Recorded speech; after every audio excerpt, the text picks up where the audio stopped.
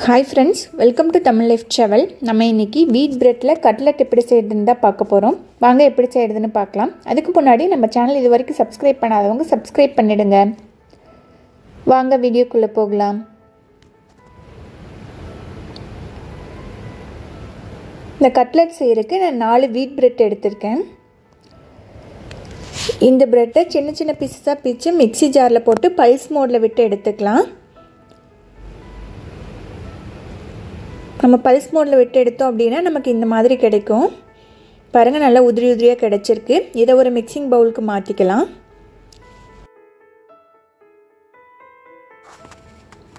இது கூட நான் 2 மீடியம் சைஸ் உருளைக்கிழங்க வேக வச்சு மசிச்சு சேர்த்துக்கிட்டேன். இது கூட ஒரு பெரிய வெங்காயத்தை நைஸா கட் பண்ணி சேர்த்துக்கலாம். பெரிய வெங்காயத்துக்கு பதிலா சின்ன வெங்காயம் சேர்த்தாலும் நல்லா இருக்கும். அடுத்து ஒரு 1/2 இன்ச் அளவுக்கு இஞ்சியை நல்லா நைஸா கட் பண்ணி சேர்த்துக்கலாம். அடுத்து 2 பச்சை மிளகாய் சேர்த்துக்கிறேன். ஒரு கைப்பிடி அளவுக்கு மல்லி இலையை நைஸா கட் பண்ணி சேர்த்துக்கலாம்.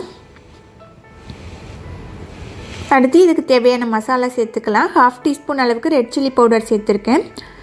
1/4 டீஸ்பூன் அளவுக்கு கரம் மசாலா, 1/4 டீஸ்பூன் சிக்கன் மசாலா, அடுத்து 1/2 டீஸ்பூன் உப்பு சேர்த்து நல்லா கலந்து எடுத்துக்கலாம்.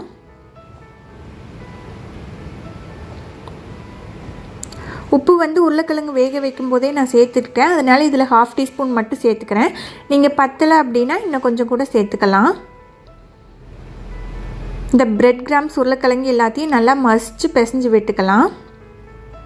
இதுக்கு பார்த்தீங்க அப்படின்னா நம்ம எக்ஸ்ட்ரா தண்ணி எதுவும் சேர்க்க தேவையில்லை. உருளைக்கிழங்குல இருக்க தண்ணியே போதும். உங்களுக்கு ரொம்ப ட்ரையாக இருக்க மாதிரி ஃபீல் பண்ணிங்கன்னா கொஞ்சோண்டு தண்ணி தெளித்து பிசைஞ்சுக்கோங்க. பிசைஞ்சிட்டு இது மாதிரி நல்லா கெட்டியாக உருண்டை பிடிச்சி எடுத்துக்கலாம். உருண்டை பிடிக்கும் பொழுது நல்லா அழுத்தி பிடிங்க. அப்போ தான் கட்லெட் உடையாமல் வரும். உருண்டை பிடிச்சிட்டு இந்த மாதிரி உள்ளங்கையில் வச்சு லைட்டாக தட்டி விட்டீங்க அப்படின்னா கட்லெட் சேஃப்க்கு வந்துடும். நமக்கு எந்த சைஸ்க்கு கட்லெட் வேணுமோ அதுக்கு தகுந்த மாதிரி உருண்டை பிடிச்சி இந்த மாதிரி அழுத்தி எடுத்துக்கலாம். பாருங்கள், நான் எடுத்த ப்ரெட்டோட அளவுக்கு எனக்கு இந்த அளவுக்கு கட்லெட் கிடச்சிருக்கு. மொத்தமாக 8 கட்லெட் கிடச்சிருக்கு. அடுத்து பிரெட் கிராம்ஸ் எடுத்திருக்கேன். ஒரு 2 டேபிள் ஸ்பூன் அளவுக்கு பிரெட் கிராம்ஸ் எடுத்துக்கலாம். அடுத்து பவுலில் 1 டீஸ்பூன் அளவுக்கு கார்ன்ஃப்ளவர் இல்லைன்னா மைதா சேர்த்துக்கோங்க. அடுத்து இது கூட கொஞ்சோண்டு தண்ணி சேர்த்து நல்லா கலந்து விட்டுக்கலாம்.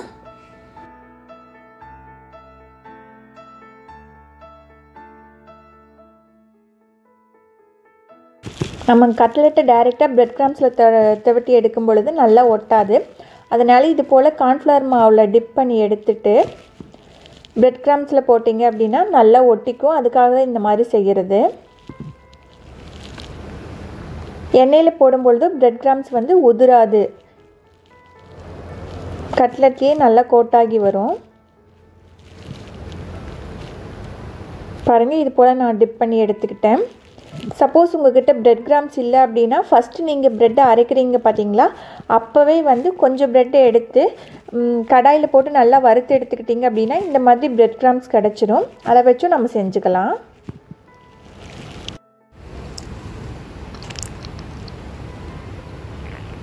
இதே போல் எல்லா கட்லெட்டையும் நான் பிரெட் கிராம்ஸில் போட்டு எடுத்துகிட்டு உங்களுக்கு எப்படி இருக்குன்னு காட்டுறேன். பாருங்கள், சூப்பரான கட்லெட் ரெடி ஆயிடுச்சு. நம்ம இதை எண்ணெயில் போட்டு பொரிச்சு எடுத்துக்கலாம். நான் கடாயை அடுப்பில் வச்சு நல்லா சூடான உடனேயும் கொஞ்சோண்டு எண்ணெய் சேர்த்துக்கிறேன். நான் இன்றைக்கி ஷாலோ ஃப்ரை தான் பண்ண போகிறேன். டீப் ஃப்ரை பண்ண போகிறீங்க அப்படின்னா இன்னும் கொஞ்சம் எண்ணெய் சேர்த்துக்கோங்க. இந்த மாதிரி பேன் எடுத்துக்கிட்டிங்க அப்படின்னா கட்லெட் பொரிக்கிறதுக்கு ரொம்பவே ஈஸியாக இருக்கும். இப்போ நம்ம ரெடி பண்ணி வச்சுருக்க கட்லெட்டை இதில் போட்டுக்கலாம்.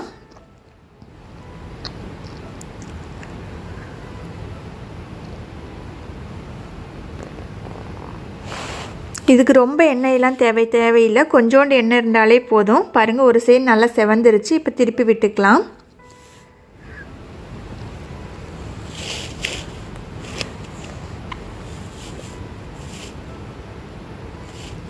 இப்போ இதே போல் 2-3 தடவை திருப்பி விட்டு 2 சைடும் நல்லா செவந்து வந்ததுக்கப்புறம் நம்ம இதை எடுத்துடலாம். பாருங்கள், 2 சைடும் நல்லா செவந்து வந்துருச்சு. நம்ம இப்போ இதை எடுத்துடலாம்.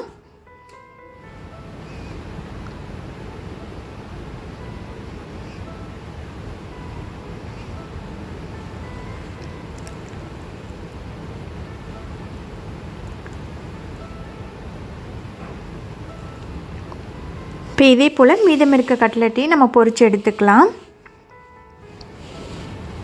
இது பொரிக்கும் போது பார்த்திங்க அப்படின்னா கடாயை மீடியம் டு ஸ்லோ ஃப்ளேமில் வச்சுக்கிட்டிங்க அப்படின்னா ரொம்ப கருகாது, கட்லெட்டும் நல்லா செவந்து வரும். பாருங்கள், நான் எல்லா கட்லெட்டையும் பொரித்து எடுத்துட்டேன். நல்லா ப்ரௌனிஸாக சூப்பராக வந்திருக்கு. இது செய்கிறது ரொம்பவே ஈஸி தான். நீங்களும் இதே போல் செஞ்சு பார்த்துட்டு எப்படி இருக்குன்னு ஃபீட்பேக் சொல்லுங்கள். இந்த வீடியோ பிடிச்சிருந்துச்சு அப்படின்னா லைக் பண்ணுங்கள், உங்கள் ஃப்ரெண்ட்ஸ்க்கெல்லாம் ஷேர் பண்ணுங்கள். மறக்காமல் தமிழ் லைஃப் ட்ராவல் சேனலுக்கு சப்ஸ்கிரைப் பண்ணுங்கள். தேங்க்யூ.